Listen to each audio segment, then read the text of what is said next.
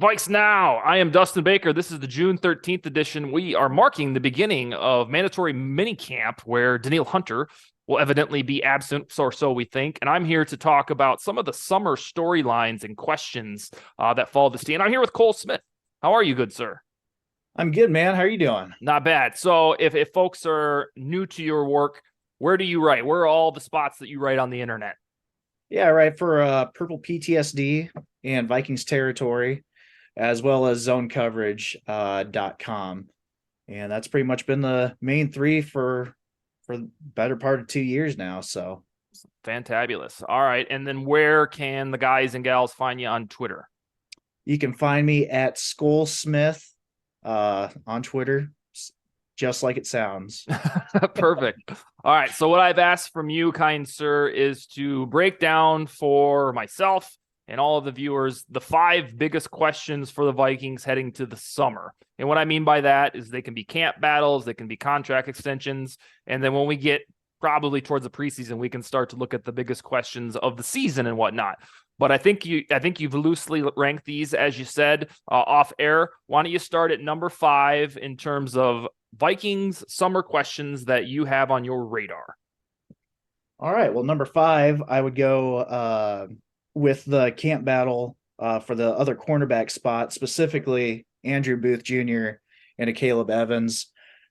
Biggest thing for them is just being healthy. Mm-hmm. Evans, he looked good when he played. Where Booth last year, he didn't really look good, and that's probably being kind about it. But obviously, concussions hurt Evans, and Booth was just never able to stay on the field for a variety of reasons. So, I mean, Mekhi Blackman heard some decent stuff early on in camp. He could fight for that, but it would be nice to see somebody from the 2022 draft class take that spot. Make up for what was mostly a wasted year, I think, for the draft class. Yeah, especially with the guys that you mentioned, Booth, and then Seen with the injury. Yesterday on the show by myself, I ranked what I called X Factors players. And to me, Andrew Booth, beyond the shadow of a doubt, is the top player fitting that definition, because if he's good, like if he really needed that maturation year and to get healthy and all that, if he's good, then all of this anxiety we have about the Vikings cornerback seems to fall by the wayside. However, like you said, even in the preseason, he looked like shit. And in the regular season, same thing. It's like if he isn't good, then all of those depth concerns that we've had for, 5 months now, looking at the offseason, are going to be very real. So if you had to, without seeing any mini camp or training camp, if you had to predict the other starting cornerback on the outside, is it Booth, Evans, or other? Like I said, it's just based off of just loose things. I'm saying Blackman at this point, so I don't even know how confident I am that Booth or Evans can do it. Evans specifically, like I said, more just the 3 concussions in limited time. So, guys usually don't just have a ton of concussions and then just stop having concussions. Hopefully it's different here, but yeah, I think he's got a new helmet or new tackling style or something like that to combat that. All right, so number 5 is the other starting cornerback battle. What's number 4? Number 4 is, can Lewis Seen, going back to the 2022 class, can he break into the starting lineup, overtaking Cam Bynum's spot? And at worst, can he get into some sub packages like big nickel or something, which early from what I'm hearing right now may not be the case. It sounds like that might be, gosh, I'm blanking on it right now. It happens. Metellus. Well, it sounds like Metellus is kind of like that utility weapon that they're using right now. So yeah, obviously Seen wasn't starting last year, had the horrific injury in London. I think that if he can perform up to expectations, he'd bring some physicality that Bynum doesn't have. I mean, Bynum's savvy enough, but yeah. If these two prognostications, or I guess theories, if Booth turns out not to be very good and then Seen doesn't start, we're going to have a huge problem, not just for 2023, but for Kwesi Adofo-Mensah's ability to draft players, because those are his first 2 draft picks ever. And I know in theory he could turn out to be just fine and draft great for the rest of days, but it will be a massive indictment. A, if Scene doesn't start, and B, if Booth sucks. So let's hope that those are just irrational Vikings fans' fears that we're spitting. What's number 3? Yeah, so it's going to be about the running back situation. Is Alexander Madison going to be the bell cow, or is it going to be more of a by committee approach? And is that going to be with both Ty Chandler and Dwayne McBride, or is it just going to be Ty Chandler? Is it just going to be McBride? It sounds like they like Ty Chandler right now, but it's hard to tell. Madison, I've never been a big Alexander Madison fan, but he does perform better when he starts games. So maybe if he is the guy, things will be better off this year for him. But yeah, O'Connell was talking about how he's kind of embracing that role of a 3-down guy, but you know, it might just be a bunch of coach speak at this point. I'm guessing they're probably going to use a multitude of guys more than they did last year. I'll give the disclaimer on O'Connell's specific coach speech. At this time last year, he seemed like he sounded pretty high on Kellen Mond, and those were just warm fuzzies because the guy was ultimately cut. On Madison, so when you say you're not particularly high in the past, is that he's not fast enough, or that he pissed you off in that Seattle game 2 years ago, or all of the above, or what? Kind of all the above. Some lack of vision at times, like that Seattle game, and sometimes the burst just doesn't seem to be there. Some untimely fumbles every once in a while. I guess you could say that about Dalvin Cook and freaking Adrian Peterson too, but yeah, I don't know. He's fine. I really liked him his rookie season. I don't feel like he's really built upon that, but it could just be me just wishing we had another Chester Taylor, and maybe Madison's fine, but I think what we have going for us, or to get you over the hump eventually, is that this really should be the absolute prime of Madison's career this year. Perhaps if he was showcased as an RB1 last year, then this year, and maybe the first half of 2024. And I think that's why Adafa Mensah re-signed him. He was a very young draft pick coming out of Boise State, and he's actually, I've said this several times on Twitter, he's younger than Ty Chandler, if that can be believed. Do you lament at all Dalvin Cook's release? Like, am I personally upset about it, or do I agree with the move? I mean, emotionally, like, it kind of sucks because I've liked it for a long time, but I think it's by far the correct move to make. So frees up some cap space. Seems like the team's really looking forward to 2024 and beyond and cleaning up the books. And, Dalvin had some big plays last year, but overall he wasn't quite what we're used to seeing. And, it was more of a pass first offense last year anyway. So free up that space, keep loading up for the future, and go from there. It was a really odd trade-off to see Dalvin's yards per expected and actually yards per carry dip, but then all of a sudden he implemented this home run ball. It was like he single-handedly saved, was it 4 Vikings games with badass touchdowns that, the Vikings wouldn't have. I don't think they would have won. What was it? The Dolphins. The Bills game for sure. That game that started to give us hope that was real. The Dolphins game, the game was flipped on his head as soon as he scored. Of course, the Colts touchdown, and what was one more against Washington? We're missing what? Yeah, he had that one-handed catch in the end zone against Washington. That's right. Yeah. Running backs aren't supposed to be able to do that. Yeah. All right. So Madison. So it sounds like that you believe that it's probably going to be more of a committee when it, maybe we hit week 4, week 5 or something. It's just that as Vikings fans, we're so used to a bell cow, I think forever almost, and especially since 2006, because we've always had a Peterson or a Dalvin ready to go. So I think perhaps our minds are jaded that, Madison's back, he's going to be the RB1, but I don't know if this O'Connell coaching staff will do that. Do you agree that it'll probably be more of a equitable committee? I think it will probably be more of a committee. It's funny, before Peterson came in, and actually Chester Taylor, because we ran the crap out of him. I remember we had Mo Williams, Michael Bennett, Ontario Smith, right, Weldy Moore.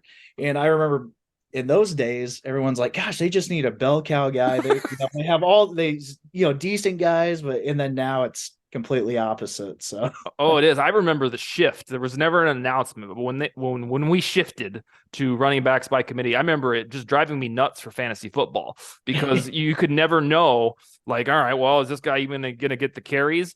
But now, since it's become so prevalent, you're like, all right, well, I got to find a good RB2 on the roster because we know for damn sure that's going to be a committee. It's really strange how that's become accepted, and hence RB's value has just plummeted to Hades. All right.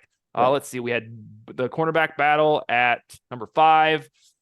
We had, what was number 4? Scene. Scene. Oh yeah, Scene. Hopefully starting. My goodness, Alexander Madison as a bell call or not. What's number 2? So it's going to be the battle for who is going to win the battle for wide receiver 4 and 5. Ooh, okay. Is it going to be Jalen Rager? I'm not confident. Is it going to be Jalen Naylor? I feel more confident in that. And then Brandon Powell, he has some background with O'Connell. So I think he could be that 5th guy or 4th guy, I guess. I guess I don't know. But It sounds like they're really with your coach speak, especially Wes Phillips, that they're high on Jalen Naylor, who in garbage time last year looked like a baller. And I mean, it's not his fault that those were garbage time receptions and touchdown. I think it was 1 touchdown. Yeah. And yeah, then I think everybody I've met is low on Rager because our last memory of him is causing 2 interceptions that ultimately didn't matter because the Vikings somehow came back against the Colts. Yeah, with Rager, I have him as a fashionable cut candidate because of Brandon Powell. You mentioned Brandon Powell is basically diet Rager without first round draft stock. And in theory, Powell can just return the punts because, by the way, Rager wasn't any good at that either. We kept hoping he'd break one, but he didn't. But then once I get too deep down that rabbit hole, I'm like, well, for God's sake, they traded for Rager, and there's got to be some sort of goodness in there, and I can't quite figure it out. I think in my roster projections for now, anyhow, I'm settling on Rager being cut and Powell, as prescribed by your theory, being the guy. But I would be surprised if Naylor isn't penciled in at WR4. Do you any smoke about is it Thayer, Thomas, any of those undrafted guys that move the needle for you? Or do you think those are just practice squad dudes in the end? Yeah, not really. I mean, maybe one outside candidate could maybe be Tristan Jackson. Mm-hmm. He had a pretty good preseason last year, but I don't think he's going to break into the active roster from there. So, like like you said with Rager, I don't know. I think it was somewhat of a low risk, possibly high reward trade last year, but Mm-hmm. mostly just to shore up the punt returns. Even though he wasn't great, he definitely didn't. He wasn't a disaster Mm-hmm. in fielding punts like we would have had with Amir Smith Marset. So I think Yeah. that was kind of, in my mind, that was the driving force for that. Yeah. Perhaps I unnecessarily skewered Rager. He was basically just a guy at punt returning. Right. I think he ranked like 27th or something per yards per return, and then like you said, didn't have any catastrophes, so we'll take it as a dub.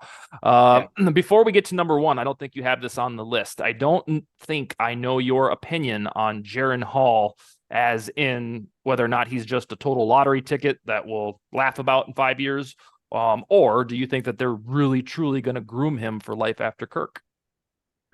I think that they're just going to see what they've got. Okay. Kind of old approach of draft a guy, late, see if you can develop him, groom him for a few years, and then hopefully he works out, knows the system, can fill in, and when need be, or you just move on in a few more years and draft some other day 3 guy and hope for the best, kind of like the Packers used to do in the 90s and all that. So If 2023 is Cousins' last hurrah, what do you either predict or endorse? Do you think that they'll trade up the board next April? Do you think they'll trade for Kyler Murray if all that goes down? What do you think their plan for life after Kirk would be? Or do you think he'll just be back in 2024?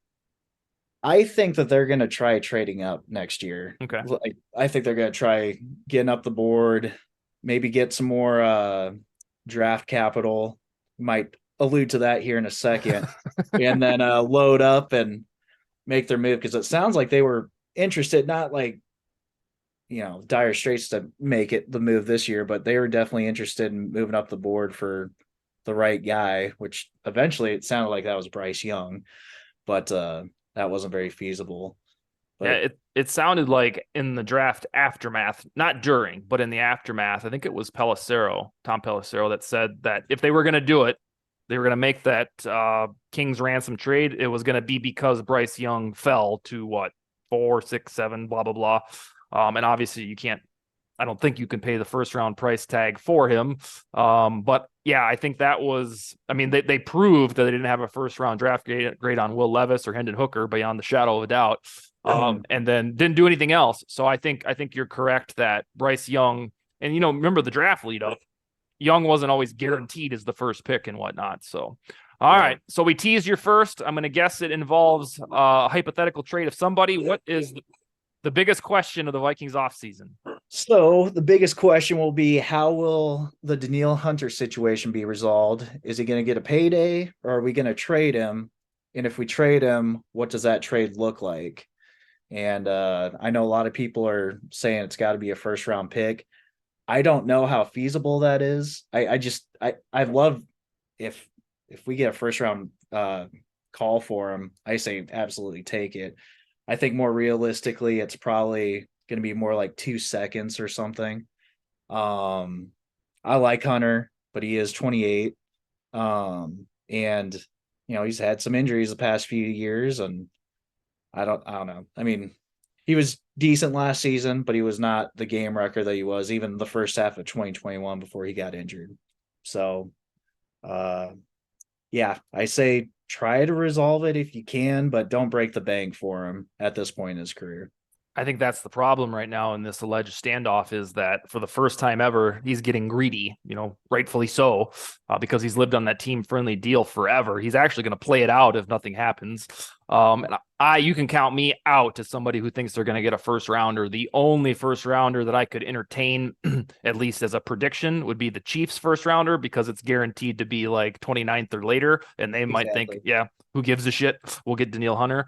But the reason he won't be a first is you're right. Exactly. He's 28, going to be 29 around Halloween. And yeah, he can go strong until 32, 33.